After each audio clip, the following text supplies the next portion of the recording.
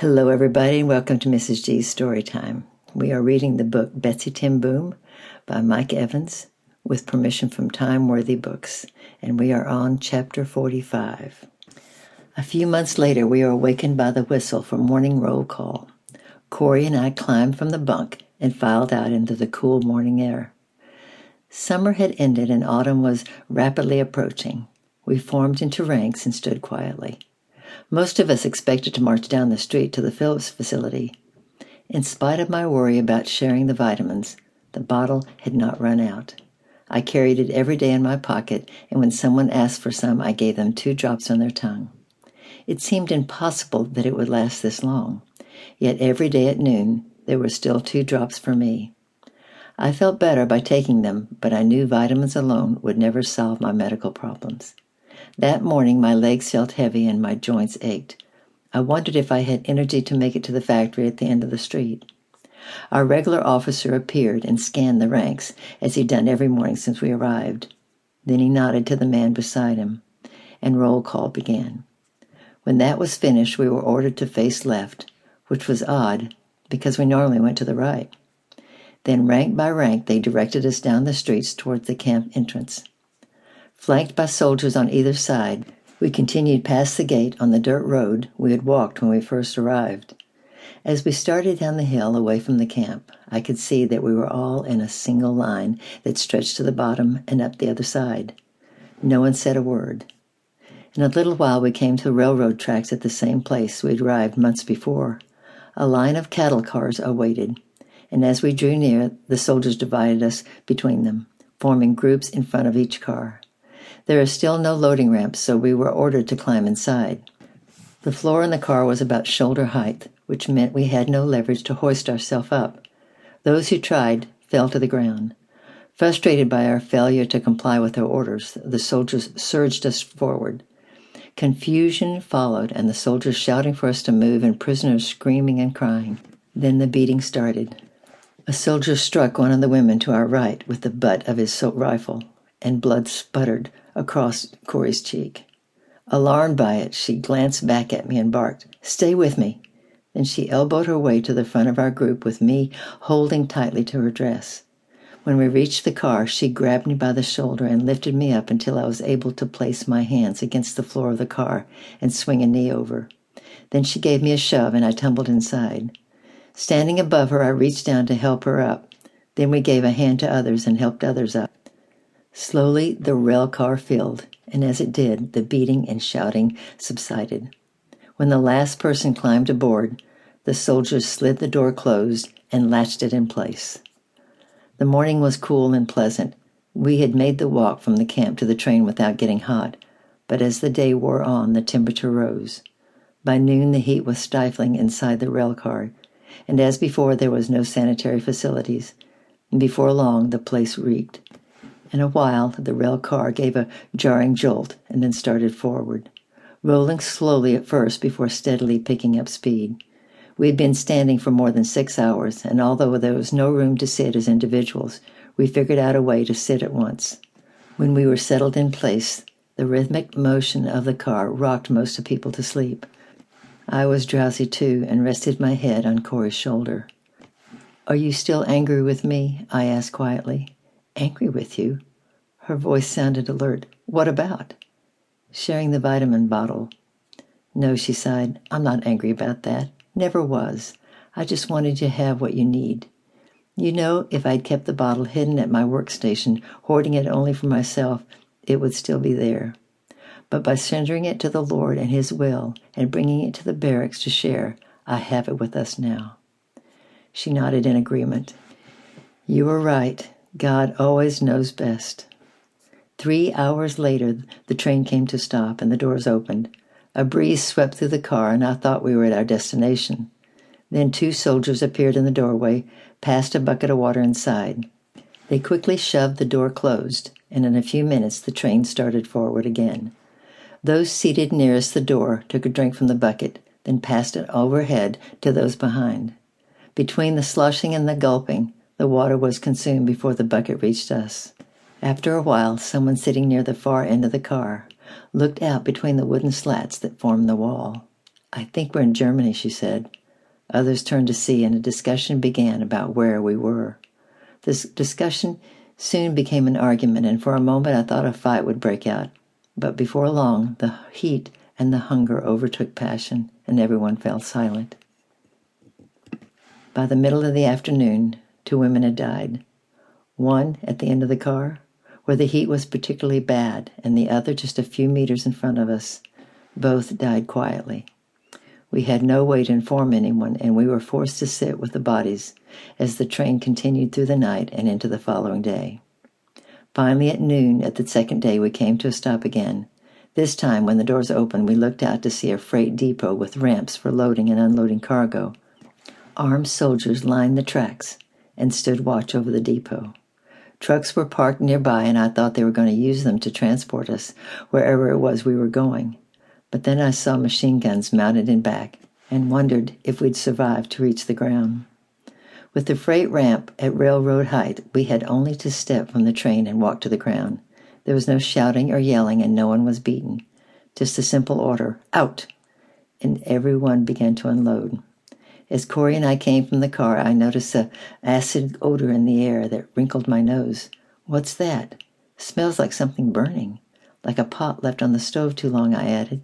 A smokestack stood in the distance, and a thin gray line of smoke rose above it, then spread out to form a cloud that filled a large swath of the sky. Sunlight filtered through it, cast an eerie glow, as if the sun were in a perpetual eclipse. From the railroad, we walked down a dirt road and up a low hill. When we reached the crest, we saw a lake in the hollow below. As we continued in that direction, the sight of water was too much to resist, and suddenly everyone broke into a run towards it, laughing and giggling as they went. I was fatigued beyond exhaustion and could hardly put one foot ahead of the other, so I urged Corey to run on ahead, and she did. I watched with a smile as she dashed to the water's edge, knelt on both knees, and plunged her head beneath the surface. A few minutes later, I caught up with her and did the same. For almost an hour, the soldiers stood at a distance and watched as we drank and washed and played in the lake. And the water was clear, bright, and cool. And for those few seconds, we almost forgot that we were prisoners, and once again became young girls on a holiday. Then all too soon, the soldiers ordered us out, and we continued along the road. I was glad for the water, but even more to see the smile on Corey's face and to hear her laugh again. In a little while, we rounded a curve, and the high brick walls of the prison came into view. Word passed through the camp that we were at Ravensbrück, a women's prison on the east side of Germany. I read an article about it in the newspaper when it opened in 1939, before the occupation, when we could still get reliable information from our local newspaper. We later heard about it in reports on the radio. Even then, it was a notorious reputation. As with Vault, the permanent part of the prison was surrounded by a wire fence about 4 meters high. Inside the fenced area was tents, and the ground beneath them was covered with fresh hay. I remember the smell even now.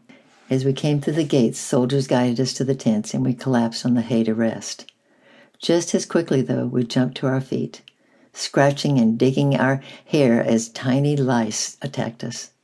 For the rest of the day, we complained, and finally a female guard appeared with a pair of scissors. We passed it through the group and cut each other's hair in an effort to reduce the insect problems, but it afforded little relief. Autumn had arrived in eastern Germany, and the air was cool even in the middle of the day. At night it was uncomfortably chilly. Sleeping on damp ground in cold temperatures had a devastating effect on my health.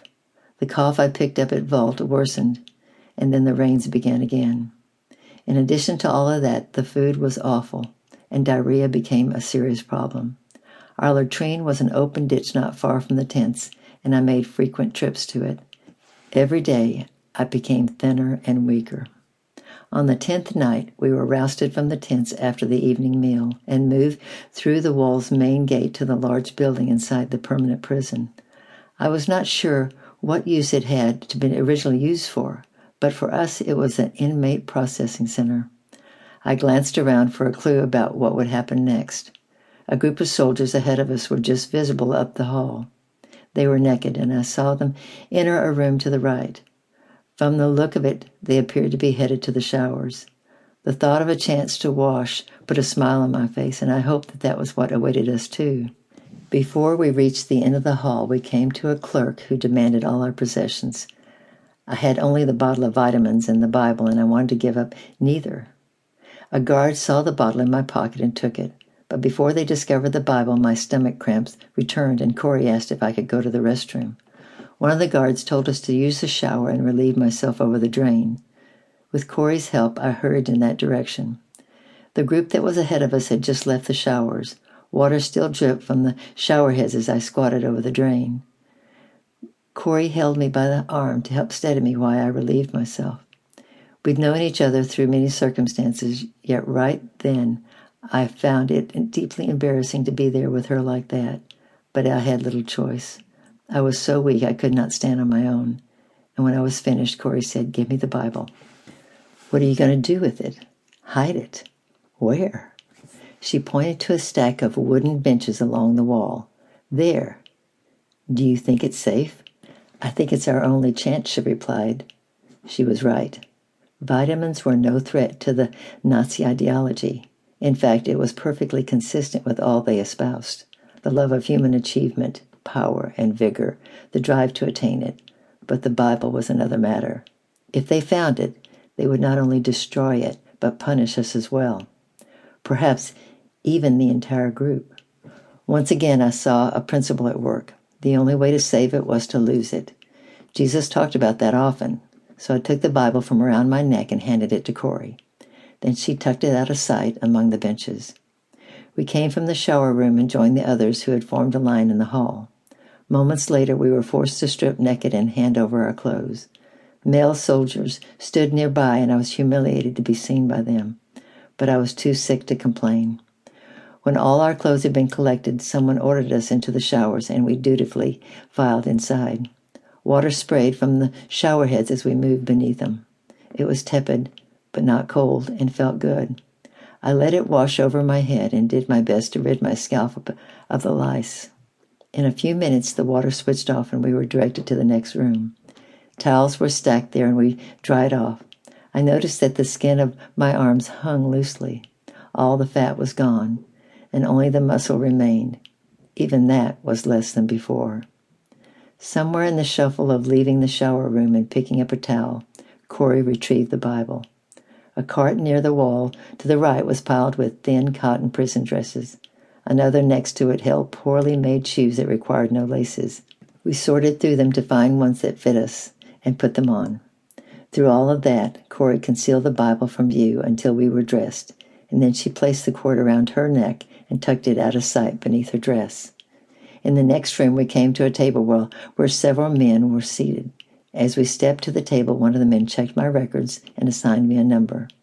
Another picked up a tattoo stamp and configured it to the form of the assigned number.